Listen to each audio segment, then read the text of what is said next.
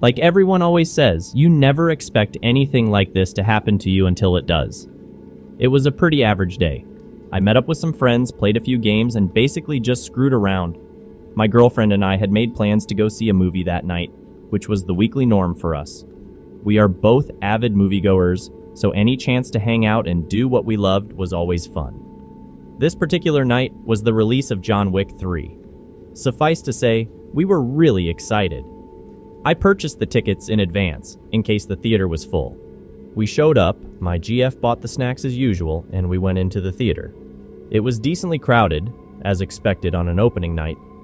We went and found seats in the back, in case things became a little dull and we decided to enjoy each other's company per se. But we were surprised to find a thin, sickly-looking man sitting further down the row. We didn't take notice of him for a while, as he just seemed normal and tried to enjoy the movie. About halfway through, I needed to use the restroom. I excused myself and told my girlfriend I'd be back in a few minutes.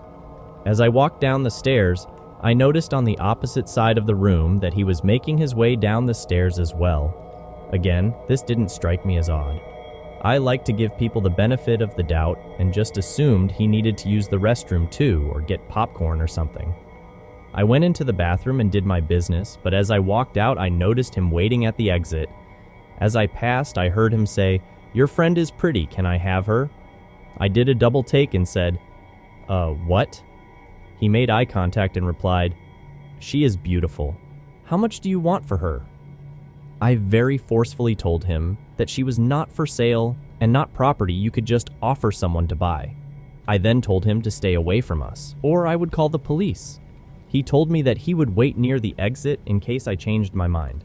I returned back to my seat, but my GF could immediately tell something was wrong based on the way I looked. I told her that the guy who sat near us earlier was just being creepy, but I didn't tell her what he said because I didn't want to upset her. The movie ended, and as we got up, I remembered what the creep had said about waiting near the exit. I asked one of the staff members if they had seen the guy wandering around based on my description, but they hadn't. My girlfriend then knew something was up, so I told her about what he had said. We both decided that it was best to just try to get to my car, so we made our way out of a side exit and to the parking lot. About halfway to our car, I heard a voice yell, "Hey, wait up!" I glanced around and saw the same man running at us. He had something in his hand, but I couldn't make out what it was. I told my girlfriend to run, and we both sprinted for the car. I unlocked it, and we hopped in. The guy caught up and tried to force his way in, but by that time I had already locked the car. My girlfriend had already started dialing the police, and I started to back my way out of the parking lot. We drove for a minute before hearing police sirens. 2 squad cars pulled up. One went in the direction of the man, while another officer stopped to talk with us more about the situation and what happened. The guy was eventually caught. He was holding a screwdriver and admitted to the officer that he planned on attacking me and my girlfriend. The night was a huge wake-up call for us both, and we saw that the world isn't all perfect.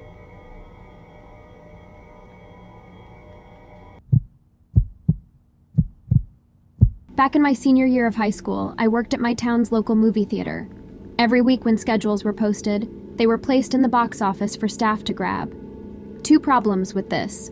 The schedules were easy to reach, meaning anyone could reach their hand behind the glass window inside and grab one. The other problem is that they listed each employee's phone number next to their name on the schedule. This is where my story comes into play. We had a ton of employees, always coming and going, so you did not necessarily need to be dressed in uniform to grab a schedule. I don't know how long it took for me to notice the creep. I am kind of oblivious when I am focused on my work. I think the first time I really noticed him was when I was cleaning a theater by myself. Everyone had left the theater, or so I thought, and I turned on the overhead lights to see better.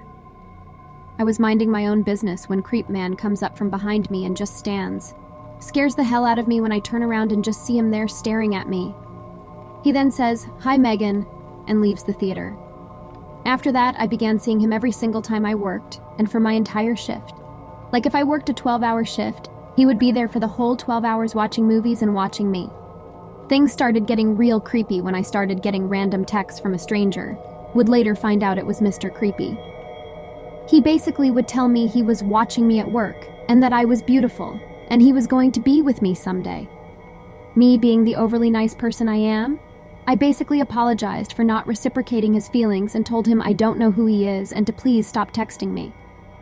So a few days later, Creepo shows back up at my work and tells me he is the one who has been texting me. I was like, okay, how did you get my number? He said, the schedule, of course. Of course. Okay, immediately found my manager and asked her to remove my phone number from the schedule and blocked his phone number. Phew, that's over with. Not. Homeboy starts leaving notes and flowers on my car, asking why I blocked his number and if he could take me out. Mind you, this man is like 30 years older than me, so I'm like, nah, no thanks, dude. I just kind of threw everything away that he left on my car and didn't pay much attention. He starts to get the guts to approach me after work when he knew I was walking out to my car alone and harasses me. So now I had to have my manager start walking me out at night. That just infuriates him more. So basically, the tip of the iceberg was one night I was being walked out by a manager. This is like 1 a.m. And Creepo starts running at us and tries to attack my manager.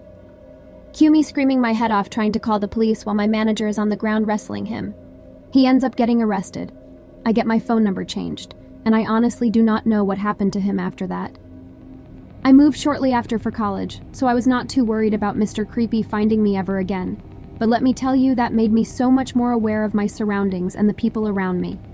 Pepper spray is now my favorite accessory.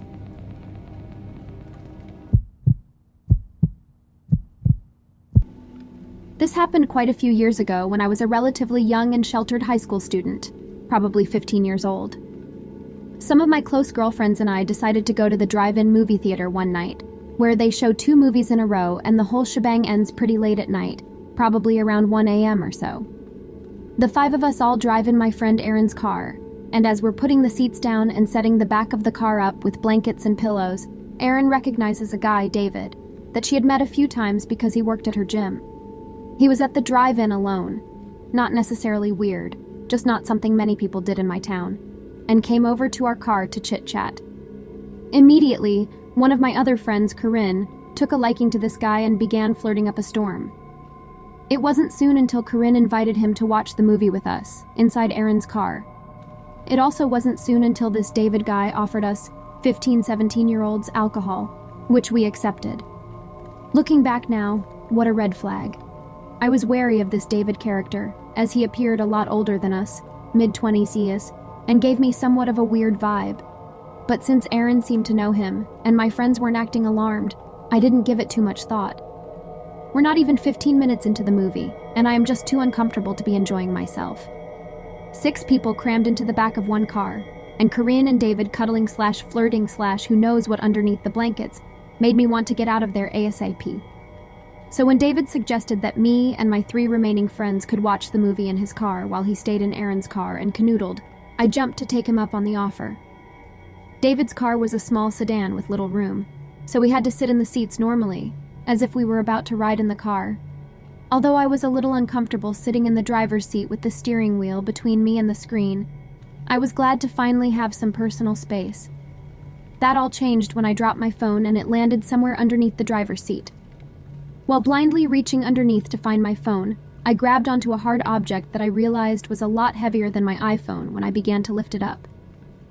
To my complete and utter surprise, I realize it's a gun.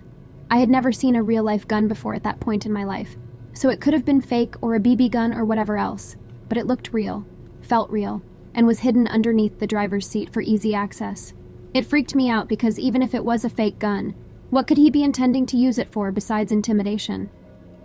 For whatever reasons, my friends didn't find this as startling as I did, and they managed to calm me down and concluded the best thing to do was just to put it back underneath the seat where I found it. That was fine to me, as I didn't plan on ever being in this car again once the movie was over, and definitely didn't plan on being in the car when David was in it, ever. The rest of the 2 movies went by fine. We're drinking the beer that this David character so kindly provided to us and having a fun time. It's late by the time the second movie ends, and I'm ready to get back to our friend Erica's house where we were sleeping for the evening. I hop out of David's car, ready to get back into Erin's car when I see Erin's car already driving away. Corinne pops up and cheerfully announces, "David has offered to drive us home. How nice of him, right?" Having no other way to get home, being slightly intoxicated and watching the rest of my friends pile into the car, I followed suit, even though I had my hesitations. David sat in the driver's seat, I sat behind David, and Corinne sat shotgun, beginning to play her signature Justin Bieber playlist through the speakers. The car ride started out normal enough, with Erica giving directions to her house, Corinne not paying attention to anything but her Bieber, and me feeling uneasy and hyper-aware of the situation. As we are approaching Erica's house, David asks us if we have time to take a quick drive up to the reservoir, which was located on the outskirts of town, very isolated and surrounded by heavily wooded area. It's probably close to 2 a.m. at this point. The only person who even slightly knew this random man has left us. And I know there is a very real-looking gun underneath the seat of this guy's car that he doesn't know I know about. So, of course, I say no. David just says, "We're going up to the reservoir." Confused and alarmed, I start politely protesting, saying we really don't have time. We're being expected at home, yada yada. But with every word I say, David turns the volume of the music up louder and louder, drowning out my voice and obviously ignoring me as he starts to head up the long dark road that leads to the reservoir. I go into panic mode. Annoyed that none of my friends are doing anything, especially Corinne, who is still singing along to Bieber, I start to freak out. I decide that he can't take us up to the reservoir, he just can't. What if the gun is real and he threatens us with it, or worse? What if the gun isn't real, but he still uses it to threaten us to do something? A million thoughts race through my head. I won't let him take us into a secluded area where any number of things could happen, and no one could hear us. I decide if he is going to do something to us, I would rather risk it being there, in town, on a more populated road where our chances of survival or whatever were better. So I literally freak out. All sense of politeness I felt I needed to have is gone. I start kicking the back of his chair with both my feet, screaming at the top of my lungs that he needs to take us back now. I roll down the window and start shouting, trying to cause a scene, doing anything I can to try to stop this man from driving us up to the middle of nowhere. I don't stop kicking and screaming until he relents, almost scoffs, and says, "Fine," as if I was some crazy lady completely overreacting to the situation. I don't care what he thinks. I am just relieved he has turned the car around and is actually taking us back to Erica's house. Once we get there and run out of the car, we wake up Erica's parents to let them know what happened since this guy now has one of our addresses. I didn't sleep that whole night, and my friendship with Corinne was irreparably damaged from her putting me in such a terrifying situation, just because she had the hots for this guy.